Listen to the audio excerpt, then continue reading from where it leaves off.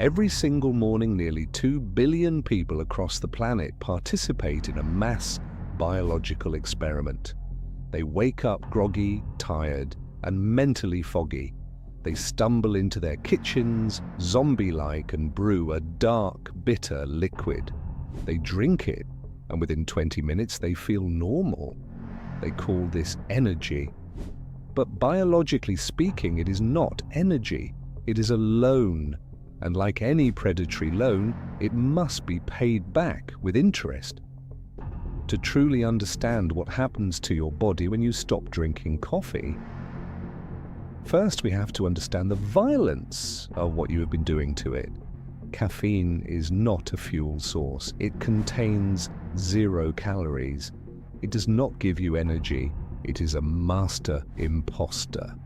It mimics the shape of a very specific and very important molecule in your brain called adenosine. Adenosine is your brain's fatigue signal. From the moment you opened your eyes this morning, your brain began burning energy. The byproduct of that burning is metabolic waste, adenosine. It drifts around your brain and docks into little parking spots on your neurons called adenosine receptors. When it parks there, it sends a command to your central nervous system. We are working too hard. Slow down. Get sleepy. This is the natural pressure to sleep. When you drink coffee, the caffeine molecule enters the brain and steals that parking spot. It parks in the receptor, but it doesn't push the sleep button. It just sits there. It creates a blockade. The adenosine haze is still there, floating around, screaming at you to sleep. But your brain cannot hear it. You have built a dam.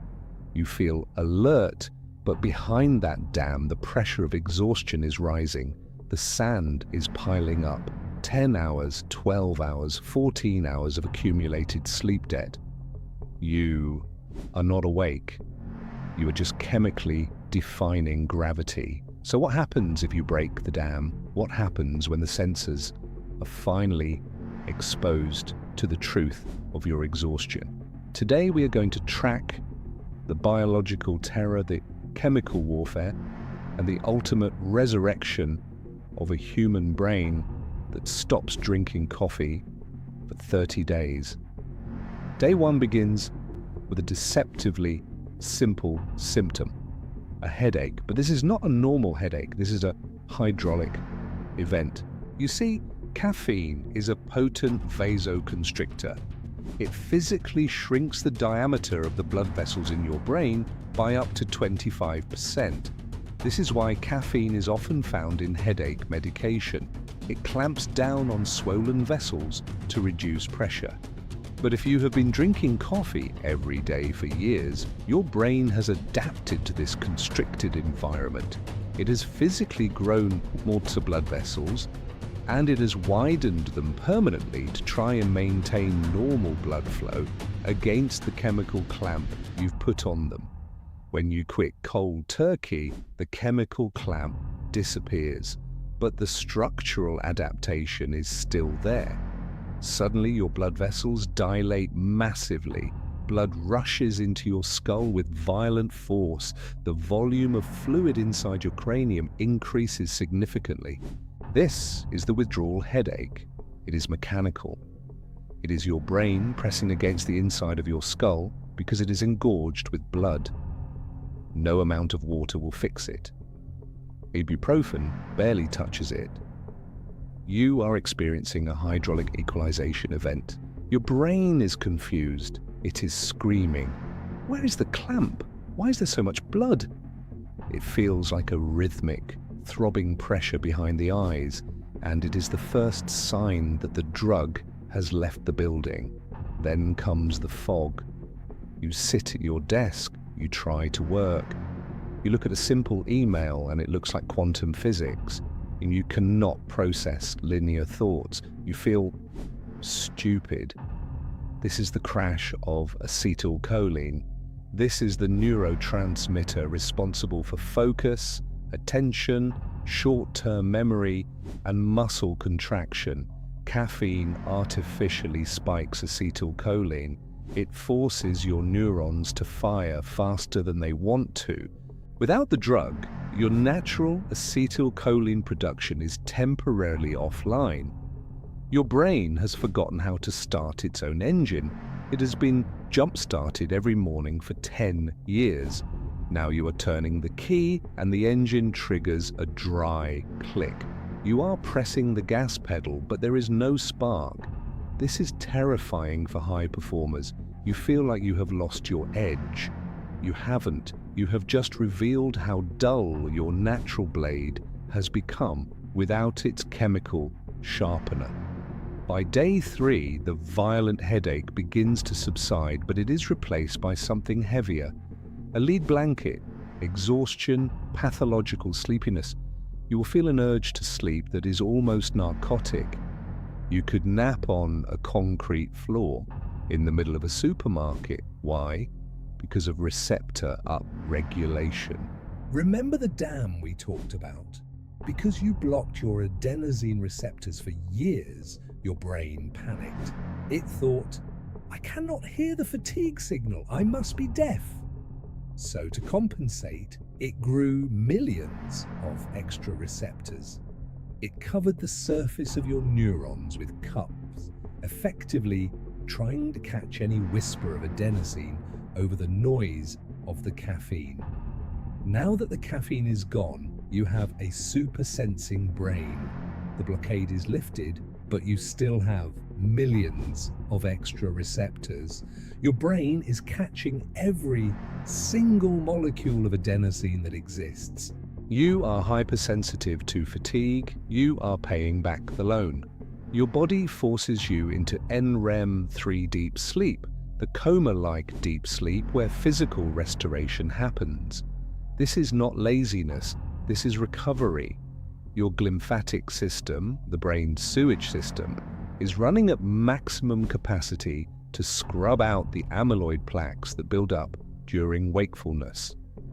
You are sleeping for 10 hours but waking up thinking about a nap. Let it happen. The construction crew is finally back on site. Here is the first glimpse of paradise, the unexpected upside.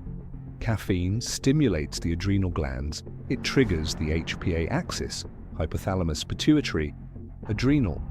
Every cup of coffee is a microdose of fight or flight. It tells your body there is a bear in the woods. It raises your baseline heart rate, keeps your hands slightly sweaty. It maintains a background radiation of anxiety hovering at a 410. By day 7, your cortisol levels bottom out. You find yourself sitting in traffic. Someone cuts you off. Usually, you would rage, you would scream.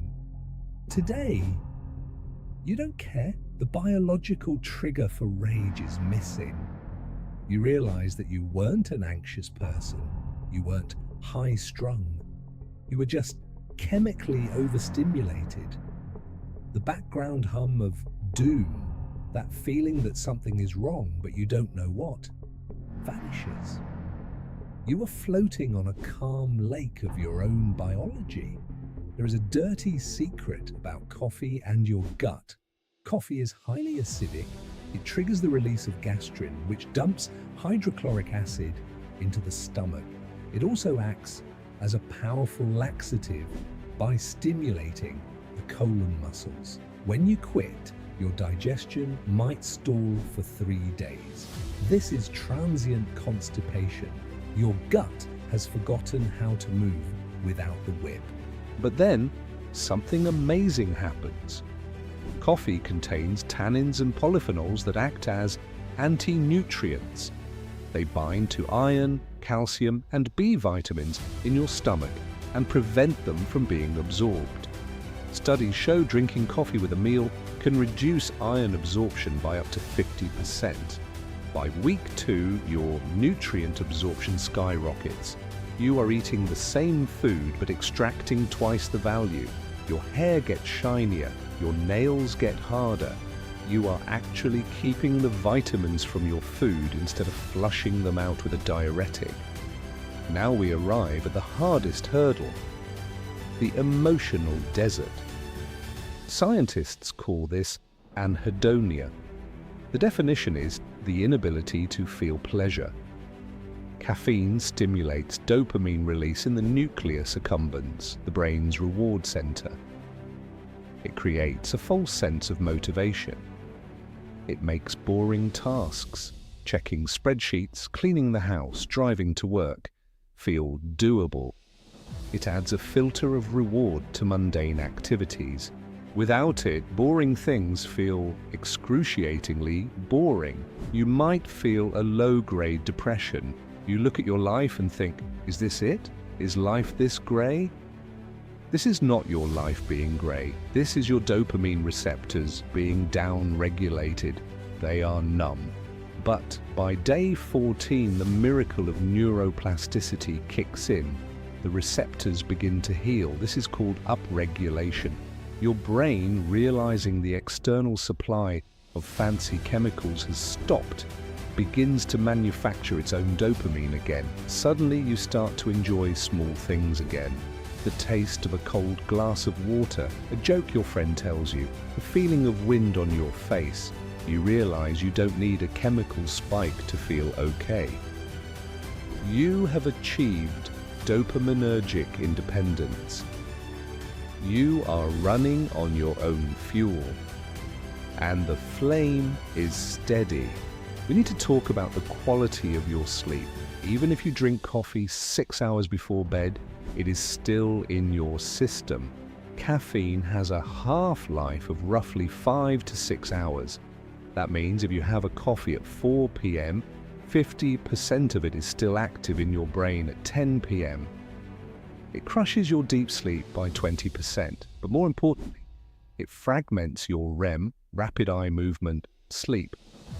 REM is emotional therapy. It is where we process trauma, anxiety, and consolidate memory. By day 14, free from the interference frequency of caffeine, you will experience the REM rebound. You will have the most vivid, cinematic, and intense dreams of your life. Your brain is catching up on years of missed data processing. You wake up feeling clean, not just rested, but mentally scrubbed. The heaviness behind the eyes that you thought was just part of getting older is gone. You realize that you haven't been tired for 10 years. You have been sedated at night and stimulated in the morning. Let's talk about vanity. Let's talk about how you look. Coffee is a double-edged assault on your mouth. First, staining. Coffee contains tannins, which are microscopic compounds that lodge themselves deep into the pores of your enamel. They turn your white teeth brittle and yellow. Second, acidity. Coffee lowers the pH of your mouth significantly. This acidic environment is a breeding ground for bacteria. Third, dehydration. Coffee reduces saliva flow. Saliva is your mouth's ecosystem manager.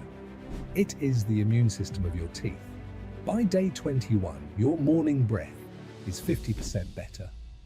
Why? Because you aren't waking up with a dry, desert-like mouth. Your saliva has been working all night to remineralize your teeth and wash away bacteria. Your smile brightens without bleaching. Your gums turn a healthy pink instead of an inflamed red. And the skin? Paradoxically, caffeine is used in skin creams to tighten skin topically. But ingested, it is a diuretic. It dehydrates you systemically. It pulls water out of your cells. Quitting acts like a volume filler. The dark hollows under your eyes, which are often just dehydration shadows, fill in. The skin regains its snap and elasticity. You look less haggard. You look like you just came back from a vacation. Now the defenders of coffee will scream, "But wait, coffee is healthy. It is the #1 source of antioxidants in the Western diet." This is factually true. But that is not a compliment to coffee. That is a devastating insult to the Western diet. It means we eat so few vegetables, so few fruits, and so much beige processed garbage that a burnt bean juice has become our primary source of vitamins. That is pathetic. You can get 10x the antioxidants from a handful of wild blueberries, or a cup of matcha green tea, or a sprinkle of turmeric without the adrenal stress. Do not use health as an excuse for addiction. If you need antioxidants, eat a salad.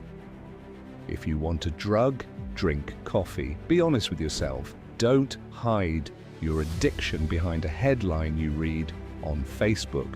So does this mean you should never drink a cup of coffee again for the rest of your life? No. I am not saying you should banish it. I'm saying you should demote it. Stop using it as maintenance. Start using it as a weapon.